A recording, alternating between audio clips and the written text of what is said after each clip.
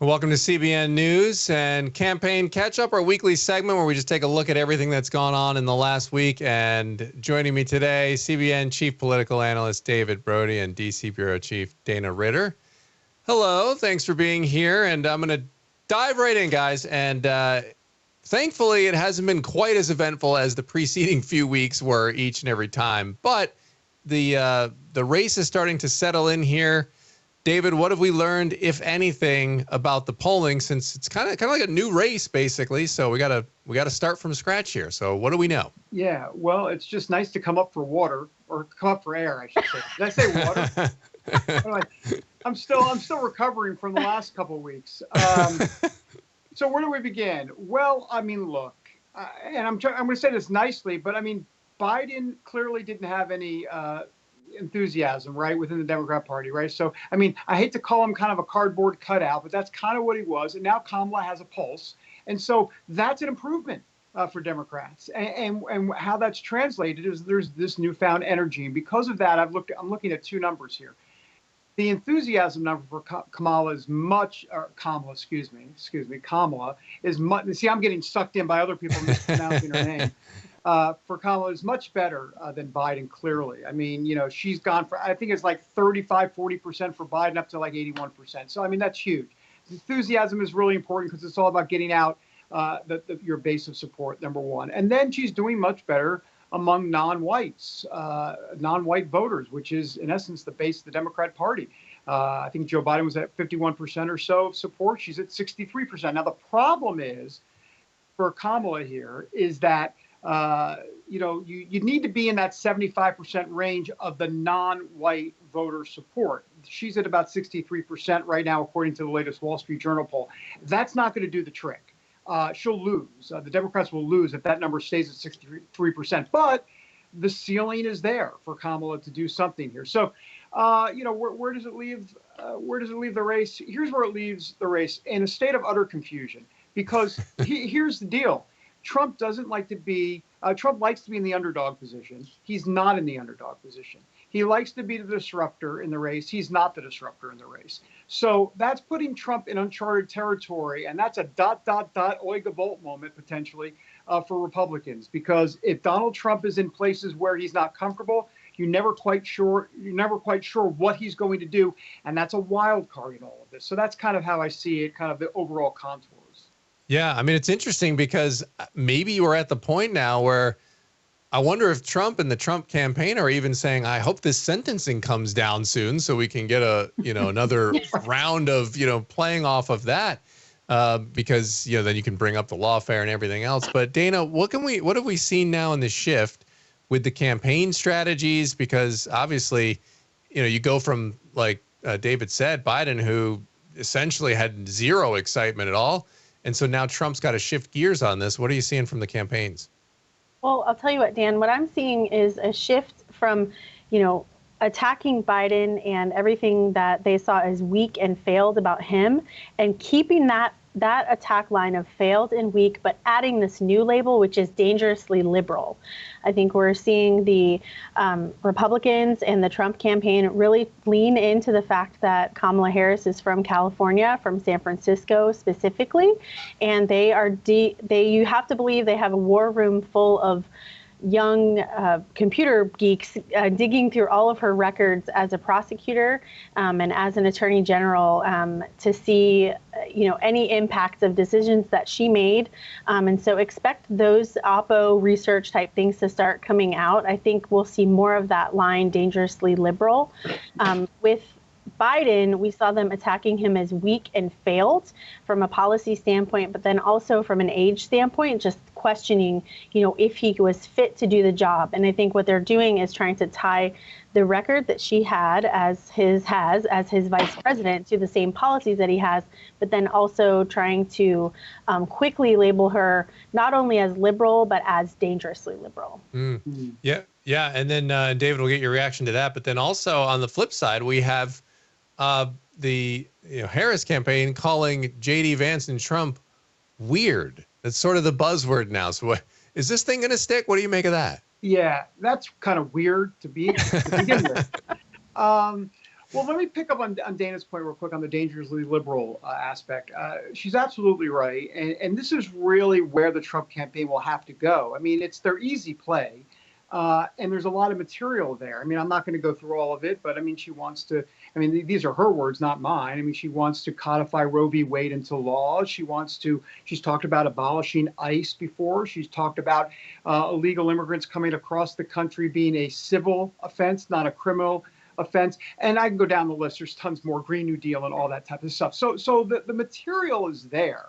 I think what benefits Kamala in this situation is that she only has to run for 3.5 months. I mean, there's not a whole year of the Kamala vetting process and because the media loves to kind of coronate at the beginning, kind of makes do the whole big look at her. And then eventually they kind of start to pick away a little bit at the record, but they're not going to have that chance. And they're really not going to do it. So she's going to have kind of a honeymoon period, I think, that lasts close to the 3.5 months until Election Day. And that helps her a lot. As a matter of fact, we saw the New York Magazine cover today, the New York Mag, coming out with Camelot instead of Camelot, of course, reference to JFK. And that's the big New Yorker magazine cover, Camelot. So, look, this is what, and we talked about this, Dan and Dana. We've talked about this before about the media going to be on that bandwagon early and often. And as for the weird stuff, Dana, I'm curious to get your take on this. I mean, I have a bit of maybe it's a unique take. I think this is being done by the Kamala Harris campaign on purpose to blunt some of the attacks on her. Because, she's been kind of word salad at times. She's got the coconut thing going on there and the laugh and just some of the strange stuff that they're trying to paint her as, like who's weirder? And it's all about defining the narrative. So I think they're trying to basically make Trump and Vance weird, or at least weirder than her, and they're hoping that will stick. I also think the threat to democracy stuff that Biden had tried clearly wasn't working, and I'm not quite sure if it's going to work for them, so they've got to try a new line of attack. Yeah, and then, Dana, you see the cat lady thing that they're really jumping on with Vance, so do you see any traction happening there as well? I mean, to David's point, it does seem like it has put the Trump-Vance campaign a little bit on the defensive. They're trying to stop these things from going viral and respond to those. And it kind of sucks up your time and your energy having to respond to these things. And to David's point, I mean, so you only got 3 months here. So all they have to do is delay and throw out things like weird, let it go viral, and then they got to respond to that. Do you see that sort of tactic working out, or I mean, what? I've seen it everywhere. I can tell you that, Yeah, it's all over social media, right? I had no idea there were so many cat ladies, right? But no, I think the point here is that we know that, a line like that is not going to only offend actual cat ladies, but other people without children. They're clearly trying to reach suburban women who we know hold a lot of power in this upcoming election. That's going to be suburban white women and suburban women of color. And so I think that they're going to look for more things like this. And I think, this doesn't reach back all the way to his high school yearbook maybe, but it is a few years old. But the fact that we're talking about it and that anybody's talking about it is a problem for the Trump campaign. I think one of the things that you want in a VP pick is to do no harm. And I would file it under not helpful. I don't think it's a catastrophe, but it's certainly not helpful. And especially when we know that women are going to be such an important voting bloc. They always are, but especially this time around when you have a woman at the top of the Democratic ticket and you are going to have a lot of focus on women's rights and, codifying Roe v. Wade and Dobbs and all of those decisions. The women voters are going to be courted heavily. And so this is not helpful for Republicans. Yeah. And I think look, again, I think it underscores that, we talked about the charm offensive happening and the media sort of dutifully picking up this line and just running with it. Like we've all said, I mean, we've all seen that everywhere. And so, you had this press that for a couple of weeks went after Biden with vigor like we hadn't seen before, even though he admitted to not having spoken to, congressional members for 3 years. And so the press didn't have a peep. And then all of a sudden now they are picking up on lines like this and running with it. So that's again, to your point about the not having a lot of time, that's got to be the frustrating thing for really any Republican running is you tend to face, an onslaught of this echo chamber in a lot of the major media outlets. I had thought that Trump would pick J.D. Vance based on policy, based on the fact that, if you're going to advance the MAGA mantle, J.D. Vance is the closest guy policy-wise to MAGA going forward. It's not Rubio, it's not Tim Scott, none of these folks. So it made sense. Having said that, where was the vetting process on J.D. Vance? Now, they knew that he had a lot of negative stuff he had said about Trump in the past. They knew that. They were prepared to deal with that. But were they really? Because the problem with the J.D. Vance situation now is that Kamala's campaign can use all of those previous things that Vance said about Trump against him. And the last thing the Trump campaign wants is for voters to be reminded yet again how horrible Trump is, because there's already this anti-Trump sentiment. In essence, Kamala's getting the anti-Trump vote. Why stoke it? And J.D. Vance himself now, with previous comments, is kind of reminding voters why it's not a good idea to elect Trump for a second term, not consecutively. So it was always a little strange to me that they would allow that to be an easy layup for the Harris. I say the Harris administration. Whoops, my bad. For their Kamala's campaign. So the other part of that is that I'm just not quite sure that J.D. Vance, some of this stuff that he said in the past about women and the hillbilly elegy stuff, I mean, how much of it was really vetted? Because did they not see this coming? You would think that they would have, but this felt like a Donald Trump Jr. Influential pick. He really wanted J.D. Vance, and I wonder if that was just outsized in the moment, and it may be a problem for them. Yeah, I think they have to be careful. I was just going to make one quick point here, Dan, and that is that I think JD lines up with Trump very much in lockstep currently, at least with his policies, and I think that was one of the big reasons why they added him to the ticket and see it as a handoff to the future of the new MAGA GOP. I think he does. There's a risk here for real personality damage, especially when you're thinking about the voters who say that they're with Trump policy-wise, but not personality-wise and who he is as a person. And I think if the Democrats see how much this comment from Vance has really picked up steam, then now they're not going to go mining as much for old comments against Trump. They're going to go mining for comments that have to do with women. And if they can really brand him in that way, that can be damaging. It could be hard to overcome a personality flaw like that. Yeah, very interesting. And I think you're right. We'll see that dig in, because it's the same thing with the abortion vote. This is why Democrats lean into the issue of abortion. They're going after that voter, that particularly that female voter who, for whatever reason, it resonates with them, the right to choose, right? So you have that aspect playing on here. All right, let's get a quick update here on, has there been any movement on the Harris VP selection? We talked about it last time about a few, Shapiro, a few of these candidates, Kelly, who are out there. Have we heard anything different, or is it kind of tracking the same? Well, I mean, my understanding, Danny, correct me if I'm wrong, but I believe that pick will probably be next week. It'll be before August 7th, for sure. So we kind of have a bit of a timeline for it. As for the front runners, it's kind of the same names, though we did hear Tim Walz, who's the governor of Minnesota. He's kind of in the fray, in whatever it is. He's in something. So there's Tim Walz. We know about Mark Kelly, the senator from Arizona, Josh Shapiro in Pennsylvania, and Andy Beshear in Kentucky. I feel like I'm missing someone. I don't know. Maybe Cooper out of North Carolina. Roy Cooper. That's right, Roy Cooper.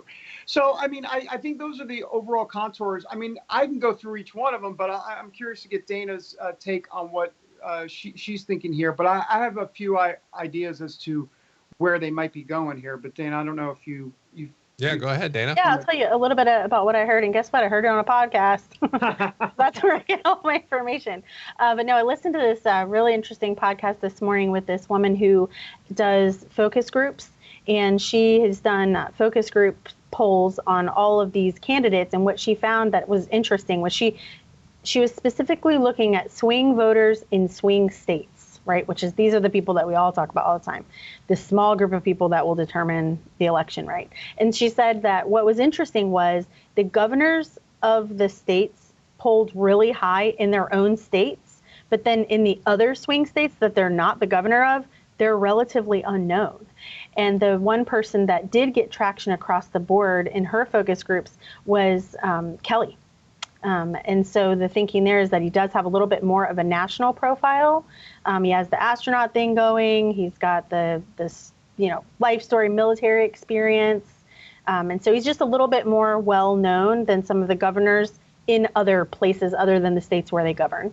And with such a short amount of time to make a name for himself, that could potentially be helpful. So that's the only thing that I've heard. And then I also did see this afternoon that Whitmer kind of took herself out of the running, but I don't know if you can really do that, because then if you get a phone call and they say, I want to be you, don't you then Just put kidding. yourself back in the running? Yeah. Right, I'm back in the running. Yeah. Yeah, and before you go, Dave, I was going to say, to adding to like who they're thinking of picking, I know the Harris campaign has to be at least a little concerned about, I mean, there are obviously a lot of concern about these swing states, but on issues like fracking, right? She famously said, she would ban fracking, and then they just released a statement saying, oh, by the way, she's not for banning fracking anymore. And it's like, wait a minute, no explanation on this, no follow-up. So clearly that's front of mind. But what's your reaction to Dana's thoughts on the VP stuff? And that goes back to the dangerously liberal tag, and of course a lot of the flip-flops that she may or may not be making, but that may be one of them. Look, there's reasons and arguments for each one, but I think ultimately I would probably say Mark Kelly is probably the guy, and here's why. Because I know a lot of people like to watch Netflix in the evening or do something different, play, whatever, go out, have dinner. I'm on this website 270 to win. Okay, that's what I do. And I sit around and I click on the Reds and I'm going in the districts and I'm looking at everything. And here's the bottom line. Even we're talking about the blue wall, Michigan, Wisconsin, and Pennsylvania. Even if the Democrats win all three of them, even if they win all three, that doesn't guarantee them the election, because if they lose Arizona and Georgia, they're done. Now, the reason that's the case is because Nevada this year is going to go with Trump, is most likely going to go with Trump. That's 6 electoral votes. So Nevada is a bit different. See, Nevada used to be, back in the day, or 2020, 2016, in the Democrat column. But because they're not in the Democrat column anymore, they're not going to be. I mean, it's clearly going to be Trump in Nevada. So if that's the case, the Democrats have got to win either Arizona or Georgia, somehow, some way. Enter Mark Kelly. He's popular in Arizona. I think he can help in Georgia as well. And as for the Rust Belt, look, once again, you can go with Shapiro in Pennsylvania. Maybe that gets you Pennsylvania, great, but it won't matter. In other words, if the Democrat, I'm sorry to get nerdy and geeky here, but if the Democrats win Pennsylvania but lose Michigan and Wisconsin and Arizona and Georgia, which is very possible, then Pennsylvania doesn't matter. Trump's still going to win. So I'm not quite sure Pennsylvania is this big, deal because of Arizona and Georgia changing the whole situation. I think honestly, I know everybody talks about Pennsylvania, but I think it boils down to Arizona and Georgia. If Trump wins in Arizona and Georgia, it's over. And so I think because, once again, he can win in Arizona and Georgia and then afford to lose a blue wall state. He can do that. Anyhow, bottom line is all that to say that I think Kelly probably makes the most sense here. And by the way, Shapiro is not an ideologue type guy. What I mean by that specifically is that he's not an attack dog ideologue. He's not going to be the person that's going to go after Trump all that much. I mean, he'll do it, but it's not natural for him. And I don't think that's something he'll do. So anyhow, I think Mark Kelly's the guy. All right. Very interesting indeed. And we will certainly see. And it seems to blunt if the line is going to be radical, liberal, even regardless of Kelly's voting record. I mean, the image of NASA and all these other things just gives some familiarity and some comfort to people that are familiar with those things. So we'll see how it plays out. But David Brody and Dana Ritter, thanks so much for joining us on this week's campaign catch-up. Appreciate it. Thanks, Dan.